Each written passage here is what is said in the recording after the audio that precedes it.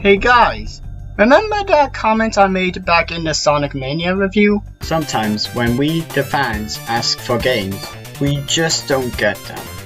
Super Mario Galaxy 3, a remastered Spyro trilogy, a remastered Spyro trilogy, a remastered Spyro trilogy. Yeah, I am a little hyped up. If you know Crash Bandicoot, this may sound similar. There were 3 Spyro games, originally for the PlayStation 1, 2 weird but okay PlayStation 2 games, some meh Game Boy Advance games, and this one, a DS game. In which, what is this Spyro gameplay? And then the Legend of Spyro. I don't want to say much about them except for this. Spark's voice is different in all 3 of them. Seeing and catching are 2 different things, a big boy. It's dangerous for any of us to be outside at night. You might want to stand back. This can get weird. I'm confused on why they thought this was okay. And then Skylanders happened, which I consider its own series, so yeah. Ignoring the Skylanders series, we haven't seen a Spyro game since 2008. A whole decade. Lots of people, except for me as you can see, believe that the franchise was dead. My friend thought it was dead. Though to be fair, he doesn't play Spyro. But boy, were they wrong. As you may or may have known by now, I love Spyro! A remastered Spyro trilogy. That's it. Where's my Spyro trilogy? That glides. Let me get what I need to get. Truly a masterpiece. Apart from Spyro, Sonic CD, and Super Smash Bros. I've been here about a dragon coming back, people, am I right? And it all started with this game. Spyro the Dragon. Developed by Insomniac Games, who previously did the first-person shooter called Disruptor. And that's it. Spyro was the second game. Nowadays, they're known for the Ratchet & Clank series. A pretty good series of games. And then it was released in September 19th, 1998 in North America, October 23rd, 1998 in Europe, and April 1st, 1999 in Japan. I was gonna do an April Fool's joke, but I got nothing, so... 48! The story begins with a dragon being interviewed, because... the show's going bankrupt. And when Nasty Gnorc, or Ganasty Gnorc, gets brought up, another dragon steps in and calls him simple, no threats, and ugly. Offended by this, Nasty Gnorc turns everyone into crystals. I mean, you kinda saw something coming. He did come ugly. You think he was just gonna ignore it? But of course, a dragon named Spyro manages to escape since he is small. looks like I've got some things to do. This game, if you can already have tell, has voice acting. And while terrible voice acting, it's nice. It's certainly better than text of dialogue. I'm looking at you, Final Fantasy! But I don't like Spyro's voice. He sounds like a small brat. What about Nasty Gnorc? I'm going after him. Anyway, this game is a 3D collectathon platformer. You have 6 homeworlds, each with 5 levels. The Artisans, Peacekeepers, Magic Crafters, Beastmakers, Dreamweavers, and Nasty's World. In each world, as well as the homeworld, the basic goal is to reach this Vortex thingamajigger. and that's it. But on the way, you must save these dragons that have been turned into crystal. Once you do so, you get a taste of the voice acting. Some of them gives you hints on how to play the game. For the longest glide, press the X button at the top of a jump, and try pressing the triangle button to drop down in mid-flight. Some are just there for no reason. Ever since you're a wee puff of smoke, we've known, You've known? I forget. And there's Thank you for releasing me. that. Every single time. Thank you for releasing me. Saving dragons aren't the only thing you have to do here. The other collectibles are gems and dragon eggs. The dragon eggs are found by these egg thieves. Once you see them, you will have to chase after it, and remember the sound they make. Always remember. The gems are usually just lying around, but some can be found in various types of treasure chests, and some are collected by defeating enemies. Most of them look the same. Some are easy, some are hard, but all of them either target or taunt you, instead of the usual move in a straight line. Spyro has a couple of moves. Your attacks are using your fire breath and charging. This move is also used for getting around places faster, because really, you don't want to just walk over there. Oh no, let's run! There are also enemies that you can only flame or charge into. You can also dodge roll. I've forgotten this move even existed. And the best move ever, gliding. Big ledge over there? Not a problem. Just use your little dragon wings to glide over there. You are also accompanied by Sparks the Dragonfly. You can collect gems down there, which is very handy. He's also your life bar. Every time you take damage, he will go from yellow to blue to green, and then he's gone, and Spyro is completely vulnerable to all attacks. The only way you could get Sparks back and heal him is to feed him butterflies. You get them from killing small animals. Don't question it. Overall, pretty sweet moves. Oh, thank you for releasing me.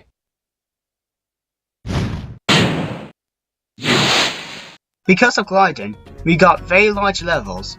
Normally, video games have poor draw distances, so they blur out the distance in which we called fog. But in this game, there is no fog. The objects in the distance will have pretty bad textures, but will become more detailed as you get closer, making this the first PS1 game to do this. Not to mention how lovely this game looks. It has that medieval feeling which suits the game very well. Thank you for releasing me.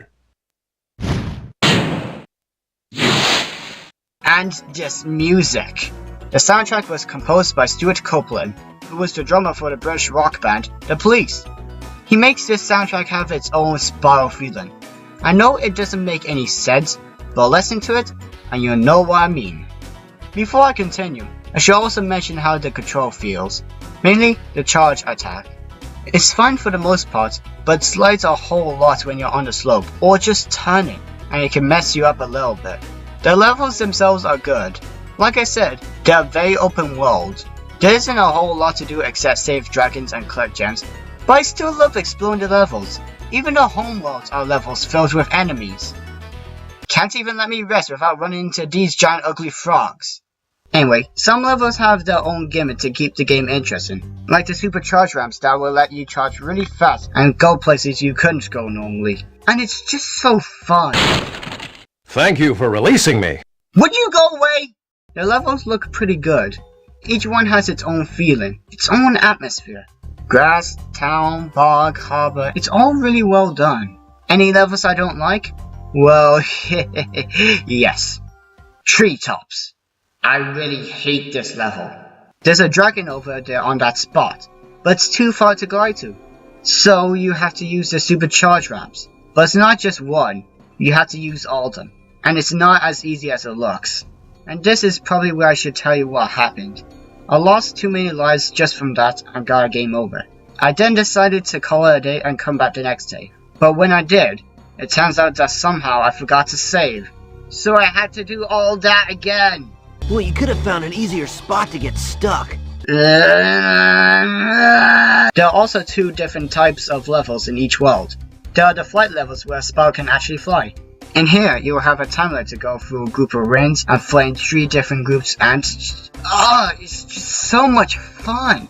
There are also boss levels where you fight, well, the boss. They're all pretty easy. They have the same method of you flaming or charging them. They run, you catch up, rinse and repeat till they die. Now, before we tackle the boss, I would like to show you some of the dragon's voice lines that we'll make fun of. Enjoy! Where's Nasty Nork? I'll torch him. Keep your horns on, Spyro!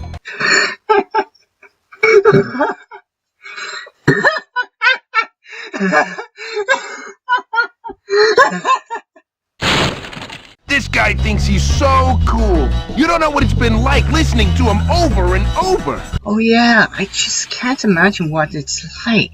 I can imagine that. Yeah, so can I think of someone who is strictly as annoying as this guy? Shut up, you two. Spyro, you're not afraid of those big, noisy, gigantic, awful beasts, are you? You're not afraid of dragons, are you? Of course not. I always believed in you, Spyro. You gotta believe. Spyro, it's great to see you, but I've got to go. Really? Is that all you gotta say? Thank you for releasing me. I didn't ask for you!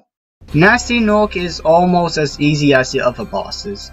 You chase down two T's that are holding a key, you chase after Nasty and flame or charge him a few times, and boom! He's dead. A cutscene happens, the credits roll, no sheep were harmed during the making of this game, and the game ends. Or so you thought. There's one more level, but to unlock it, you will have to save all the dragons, collect all the gems, and save all of the dragon eggs. Come back when you have reached 100%.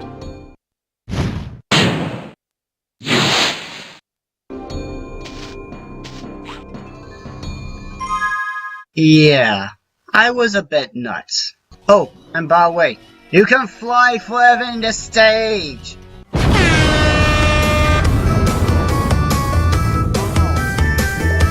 It's even better than the flight stages!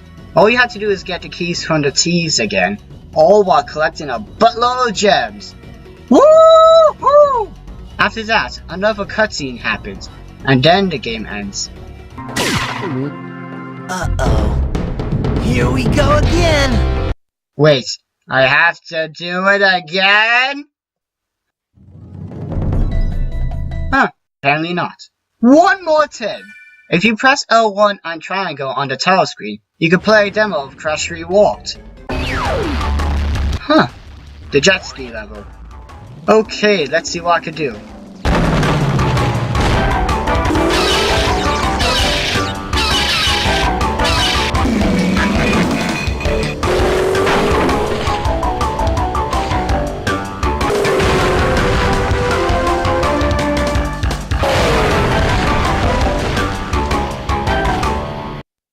This video is over. Retrominimii signing out.